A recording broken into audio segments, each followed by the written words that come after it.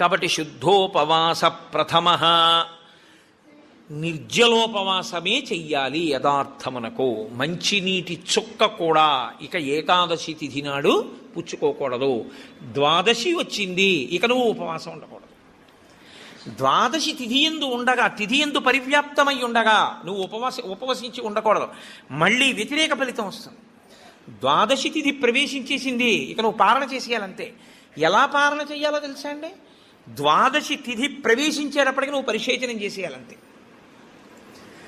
ద్వాదశి ఉదయం 6:30కు వచ్చిందనుకోండి, మీరు 6:30 లోపల మీ భార్య గారు మీరు సంధ్యావందనం అనుష్ఠానం పూర్తి చేసే లోపల ఆవిడ మహానైవేద్యం సిద్ధం చేసి తీసుకొచ్చి ఇచ్చేయాలి. మీరు నైవేద్యం పెట్టేసి ఆ రోజు 6:30కి భోజనం చేసేయాలి. నాకు సహించదండి అనకూడదు, చేసేయడమే. ఏకాదశి వ్రతమునందు ద్వాదశి కలిసిపోయి ఉంటుంది. నేను చెప్పింది అబద్ధమైతే అంబరీషోపాఖ్యానం అబద్ధమే, అంబరీషోపాఖ్యానం అబద్ధమైతే